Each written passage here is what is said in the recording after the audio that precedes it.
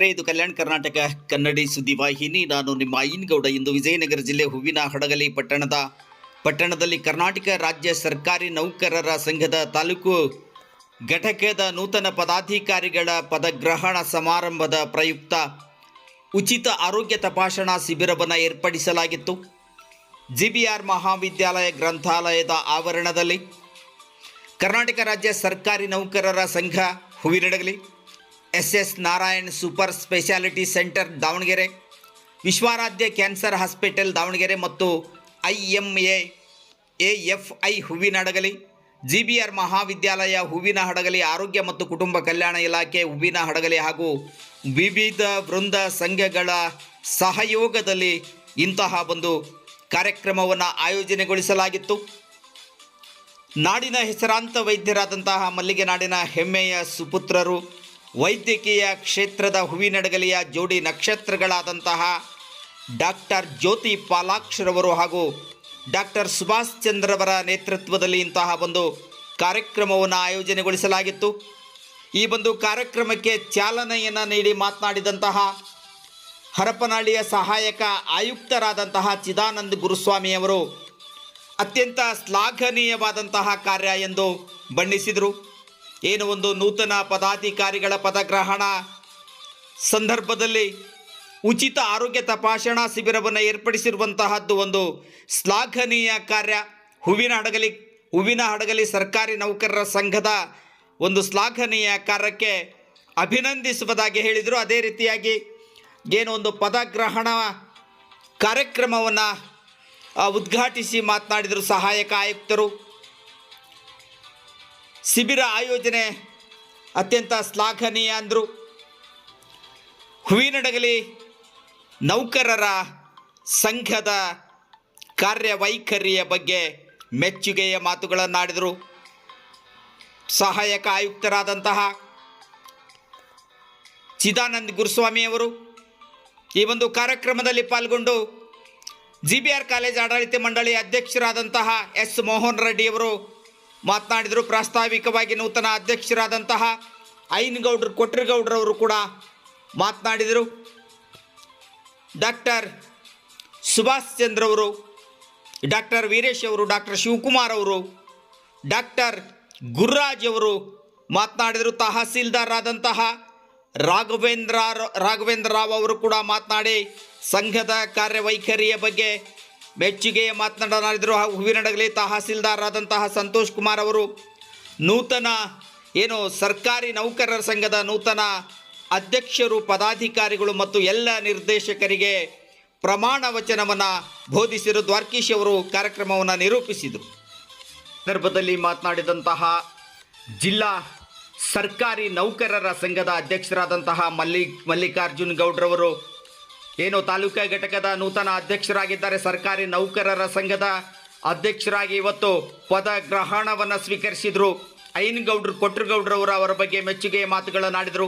ನಾನು ಅಧ್ಯಕ್ಷ ಆಗೋದಕ್ಕೆ ಅವರ ಪಾತ್ರ ಬಹುದೊಡ್ಡದಿದೆ ಎನ್ನುವಂತಹ ಮೆಚ್ಚುಗೆಯ ಮಾತುಗಳನ್ನಾಡಿದರು. ಹಿರಿಯರಾದಂತಹ ಬೆಟ್ಟೈ ಮೇಷ್ಟ್ರು ಕೂಡ ಮಾತನಾಡುವುದರ ಮೂಲಕ ಶುಭ ಹಾರೈಸಿದರು. ಸರ್ಕಾರಿ ನೌಕರರ ಸಂಘದ ನೂತನ ಪದಾಧಿಕಾರಿಗಳು ಹಾಗೂ ನಿರ್ದೇಶಕರಿಗೆ ವಿಚಾರದಲ್ಲಿ ನಾವೆಲ್ಲರೂ ಕೂಡ ಸ್ಮರಿಸ್ತಾ ಇರ್ತೇವೆ. ಅನುಪಮ ಸೇವೆಯನ್ನು ಸಲ್ಲಿಸಿ ನಮ್ಮ ತಾಲೂಕಿನಲ್ಲಿ ಹೆಸರು ಗಳಿಸಿರುವಂತಹ ಡಾಕ್ಟರ್ ಜ್ಯೋತಿ ಪಾಲಾಕ್ಷರ್ ಅವರು ಹಾಗೇನೆ ಡಾಕ್ಟರ್ ಸುಭಾಷ್ ಚಂದ್ರ ಸರ್ ಅವರು ಈ ಒಂದು ಕಾರ್ಯಕ್ರಮದ ನೇತೃತ್ವ ವಹಿಸಬೇಕಾಗಿತ್ತು.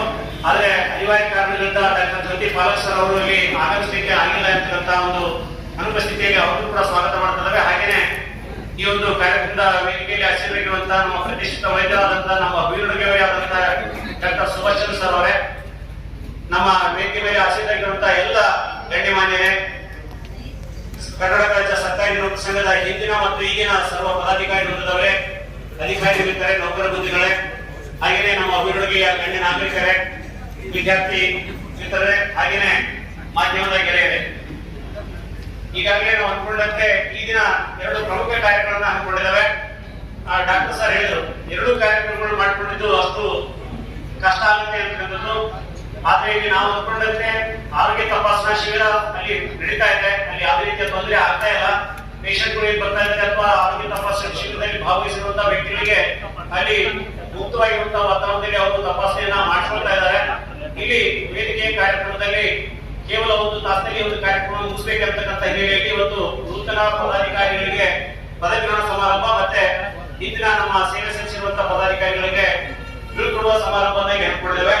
ಇಂತಹ ಕಾರ್ಯಕ್ರಮ ನಾವು ಹಮ್ಮಿಕೊಂಡಿದ್ದೇವೆ ಅಂತ ಹೇಳಿದ್ರೆ ಕರ್ನಾಟಕ ರಾಜ್ಯ ಸರ್ಕಾರಿ ನೌಕರ ಸಂಘ ಹೂವಿನಡಗಿ ಘಟಕ ಯಾವಾಗಲೂ ಕೂಡ ಕೇವಲ ಸರ್ಕಾರಿ ನೌಕರ ಸಂಘದ ಆಶೋತ್ತರಗಳಿಗೆ ಸ್ಪಂದಿಸತಕ್ಕಂತ ಕೆಲಸವನ್ನು ಮಾಡೋದ್ರ ಜೊತೆಗೆ ಸಾರ್ವಜನಿಕವಾಗಿರುವಂತಹ ಸಮಾಜಮುಖಿ ಕಾರ್ಯಕ್ರಮಗಳನ್ನ ಯಾವತ್ತೂ ಮಾಡ್ಕೊಂಡು ಬಂದಿರುವಂತಹ ಒಂದು ಪರಂಪರೆ ಇದೆ. ಆ ಪರಂಪರೆಯನ್ನು ಮುಂದುವರಿಸಬೇಕು. ಹಾಗೆ ನಮ್ಮ ಸಮಾರಂಭ ಕೇವಲ ನಾಮಕಾವಸ್ಥೆಗೆ ಆಗಬೇಕು, ಅದು ಸಮಾಜ ಸೇವೆಗೆ ಮುಡಿಪಾಗಿರಬೇಕು ಎಂಬತಕ್ಕಂಥ ಹಿನ್ನೆಲೆಯಲ್ಲಿ ಇವತ್ತು ನಾವು ಉಚಿತ ಆರೋಗ್ಯ ಶಿಬಿರವನ್ನ ಏರ್ಪಡಿಸಿರುವಂತದ್ದು.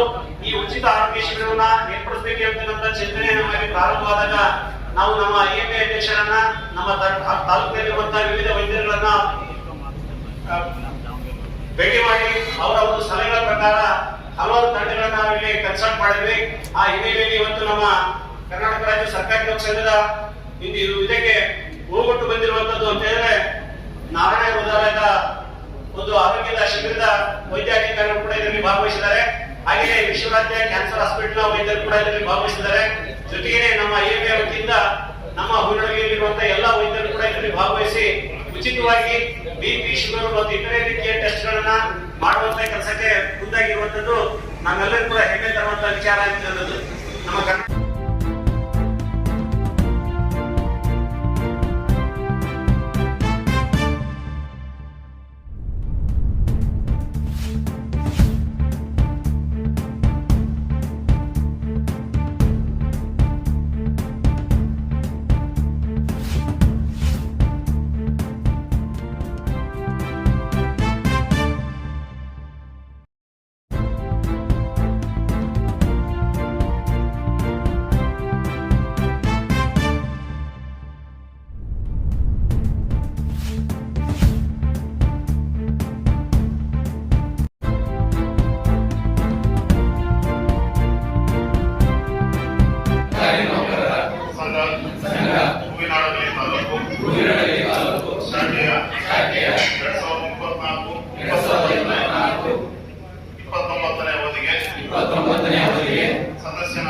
ಸದಸ್ಯನಾಗಿ ಪದಗ್ರಹಣ ಪ್ರಮಾಣ ವಚನ ಸ್ವೀಕರಿಸುತ್ತಿದ್ದೇನೆ. ಸದಸ್ಯನಾಗಿ ನಾನು ನಮ್ಮ ತಾಲೂಕಿನ ರಾಜ್ಯ ಸರ್ಕಾರಿ ನೌಕರರ ಕುಂದುಕೊರತೆಗಳನ್ನು ಬಗೆಹರಿಸಲು ಮತ್ತು ಹಿತವನ್ನು ಕಾಪಾಡಲು ಯಾವುದೇ ಜಾತಿ ಮತ ಪಂಥಗಳ ಪ್ರವೇಶಕ್ಕೆ ಒಳಗಾಗದೆ ಶ್ರದ್ಧಾಪೂರ್ವಕವಾಗಿ ನಿಷ್ಠೆಯಿಂದ ನನ್ನ ಕರ್ತವ್ಯ ನಿರ್ವಹಿಸುತ್ತೇನೆಂದು ದೇವರ ಹೆಸರಿನಲ್ಲಿ ಪ್ರಮಾಣ ಮಾಡುತ್ತೇನೆ.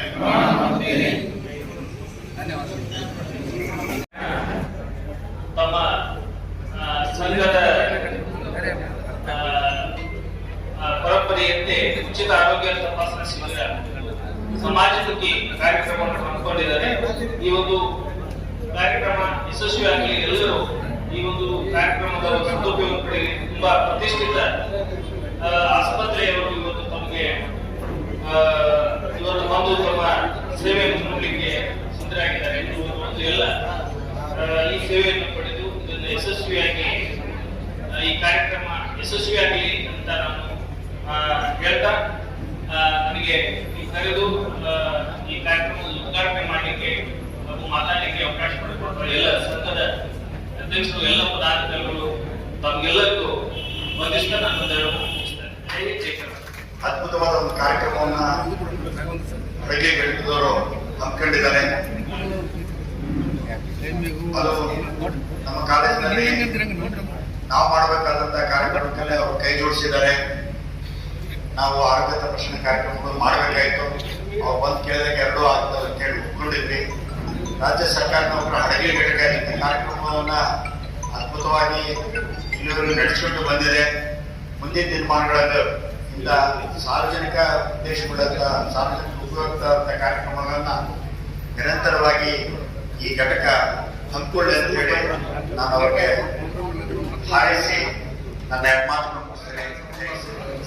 ಸುಸೂತ್ರವಾಗಿ ನಡಲಿ ಮತ್ತು ಇವತ್ತು ತೆಗೆದುಕೊಂಡ ಹೊಸದಾಗಿ ಆಯ್ಕೆಯಾದಂಥ ಎಲ್ಲ ಪದಾಧಿಕಾರಿಗಳು ಒಳ್ಳೆಯ ಕೆಲಸವನ್ನ ಮುಂದುವರಿಸಿದೆ ಅಂತ ಹೇಳ್ತಾರೆ. ಅದ್ರ ಜೊತೆಗೆ ಒಂದು ವಾರ್ನಿಂಗ್ ಅಷ್ಟೇ ಎಲ್ಲರೂ ಹೇಳೋದು, ಈಗ ಬರ್ತಾ ಬರ್ತಾ ಎಲ್ಲ ಮೆಷಿನ್ ಬಂದು ನಾವೆಲ್ಲ ಐಡ್ಲ್ ಆಗ್ತದೆ ಮಾಡಿ.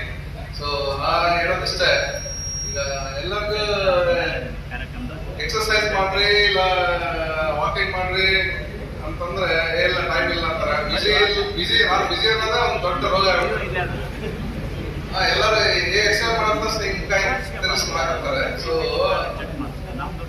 ಮೊದ್ಲೇ ಸಣ್ಣದಾಗಿದ್ದ ಎಲ್ಲರೂ ದನದ ಜೋಡಿ ಎತ್ತಿನ ಜೋಡಿ ಹೊಡ್ಕೊಂಡು ನಡ್ಕೊಂಡ್ ಅದೇ ವಾಕಿಂಗ್ ಆಗ್ತಿತ್ತು.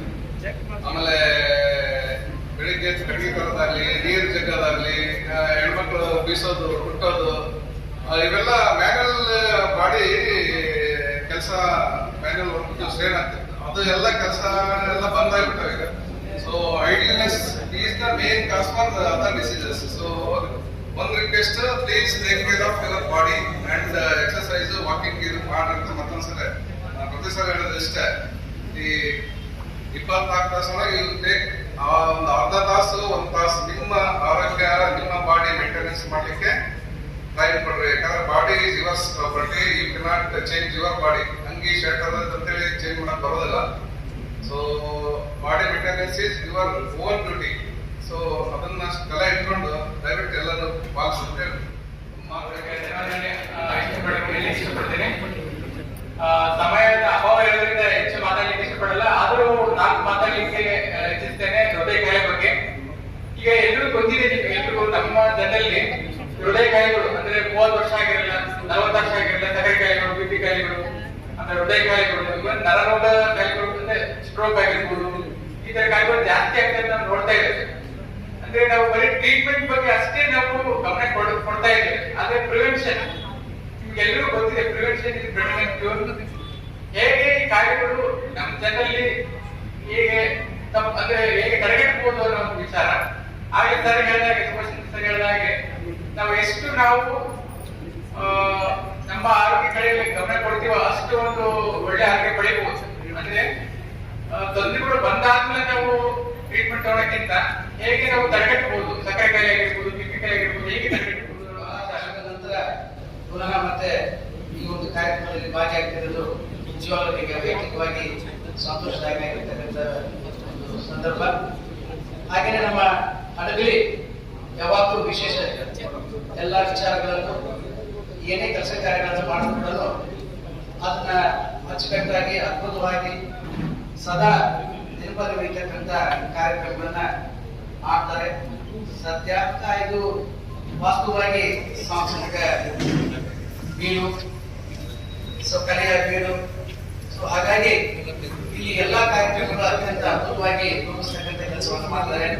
ಹಾಗೇನೆ ನಮ್ಮ ಕೊಟ್ಟಗೌಡರಾಗಿರ್ಬೋದು, ಅಶೋಕ್ ಅವರಾಗಿರ್ಬೋದು, ಹಾಗೂ ನಮ್ಮ ಹಡಗಲಿಯ ತಾಲೂಕಿನ ನೂತನ ಅಧ್ಯಕ್ಷ ಅಂತ ಕೊಟ್ಟಗೌಡ ಸರ್ ಅವರೇ, ಮತ್ತು ಎಲ್ಲ ನಮ್ಮ ಸರ್ಕಾರಿ ನೌಕರ ಬಾಂಧವರೇ, ಈಗಾಗಲೇ ನಮಗೆ ತಿಳಿದಿರುವಂತೆ ಈ ದಿನ ನಮ್ಮ ನೂತನ ಪದಾಧಿಕಾರಿಗಳಿಗೆ ಒಂದು ಪದಗ್ರಹಣ ಮತ್ತು ಇಂದಿನ ಅವಧಿಯಲ್ಲಿ 2015ರಿಂದ 2024ರವರೆಗೆ ನಮ್ಗೇನು ನಮ್ಮ ಜೊತೆಯಲ್ಲಿದ್ರು ಅವರೆಲ್ಲರಿಗೂ ಕೂಡ ಒಂದು ಬೀಳ್ಕೊಡುಗೆ ಸಮಾರಂಭವನ್ನು ಮತ್ತು ಅದೇ ರೀತಿಯಲ್ಲಿ ನಮ್ಮ ನೌಕರ ಬಾಂಧವರಿಗೆ ಉಚಿತವಾದ ಆರೋಗ್ಯ ಶಿಬಿರವನ್ನು ಒಂದು ನಿಜವಾಗ್ಲೂ ಕೂಡ ಒಂದು ಒಳ್ಳೆ ಕಾರ್ಯಕ್ರಮ.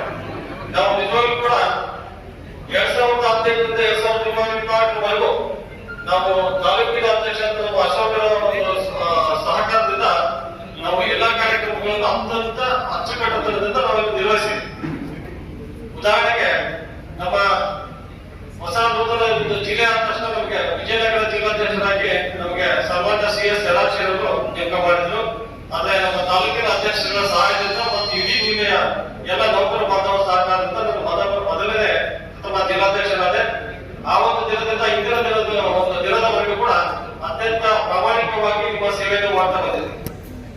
ನಮ್ಮ ಅವಧಿಯಲ್ಲಿ ಪ್ರಥಮ ಪ್ರತಿಭಾ ಪುರಸ್ಕಾರವನ್ನು ನಾವು ಈ ಒಂದು ಹಡಗಲಿ ತಾಲೂಕಿಗೆ ಕೊಟ್ಟಿದ್ವಿ. ಈ ಹಡಗಲಿ ತಾಲೂಕಿನಲ್ಲಿ ಅತ್ಯಂತ ರಾಜ್ಯಕ್ಕೆ ಮಾದರಿಯಾಗುವ ರೀತಿಯಲ್ಲಿ ನಾವೆಲ್ಲರೂ ಕೂಡ ಮಾಡಿದ್ವಿ ಪ್ರತಿಭಾ ಪುರಸ್ಕಾರ.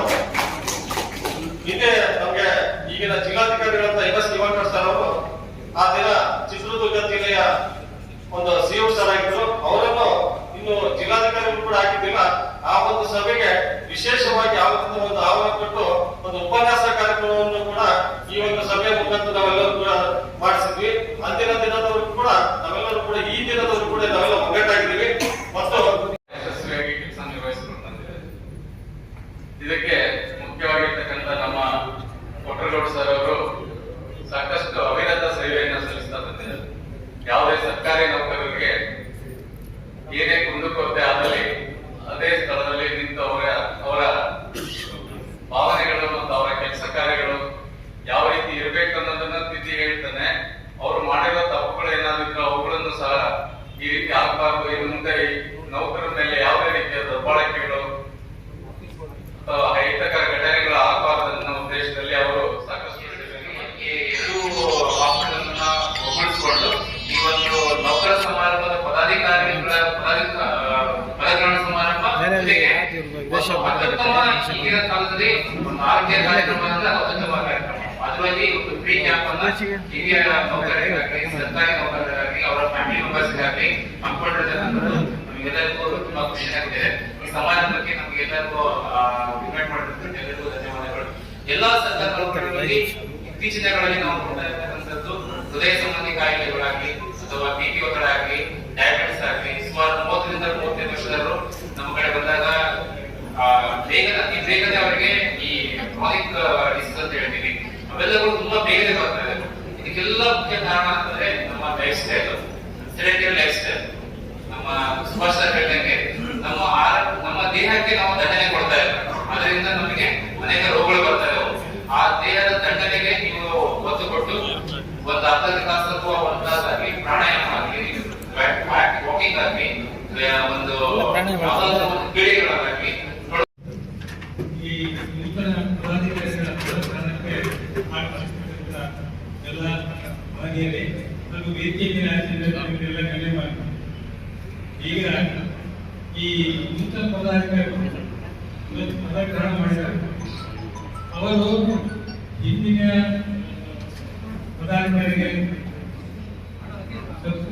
ಸಮಾರಂಭವನ್ನ ಇಲ್ಲಿ ಏರ್ಪಡಿಸ್ತಾರೆ. ನಾವು ಕೂಡ ಇಲ್ಲಿ ನೂತನ ಪದಾಧಿಕಾರಿಗಳು ಪದಗ್ರಹಣ ಮಾಡಿಕೊಂಡಿದ್ದಾರೆ. ಇಲ್ಲಿ ಜವಾಬ್ದಾರಿ ಏನಿದೆ ಅಂದ್ರೆ ಇಡೀ ತಾಲೂಕಿನ ಜವಾಬ್ದಾರಿ, ಸರ್ಕಾರಿ ನೌಕರ ಜವಾಬ್ದಾರಿ ನಾವು ಹೊತ್ಕೊಂಡಾರ. ಇಲ್ಲಿ ಇರ್ತಕ್ಕಂಥ ಎಲ್ಲ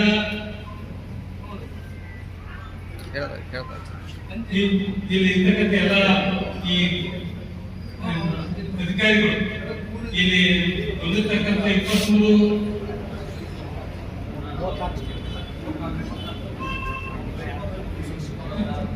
ಇಲಾಖೆಯ ವತಿಯಿಂದ ಇರ್ತಕ್ಕಂಥ ಎಲ್ಲ ನಿರ್ದೇಶಕರಿಗೆ ನಾವು ಸಮರ್ಪಕ ಈ ಒಂದು ಕಾರ್ಯಕ್ರಮ ಏರ್ಪಡಿಸಿದ್ವಿ. ಯಾವ ಸಂಸ್ಥೆ ಅಂದ್ರೆ ಆರೋಗ್ಯ ತಪಾಸಣೆ ಕಾರ್ಯಕ್ರಮ. ಇದು ಸಮಾಜಮುಖಿ ಕಾರ್ಯಕ್ರಮ. ಪ್ರಾರಂಭದಲ್ಲೇ ಸಮಾಜಮುಖಿ ಕಾರ್ಯಕ್ರಮ ಆರಂಭಿಸಿ ನಾವು ಪದಗ್ರಹಣ ಮಾಡಿದ್ರೆ ಬಹಳಷ್ಟು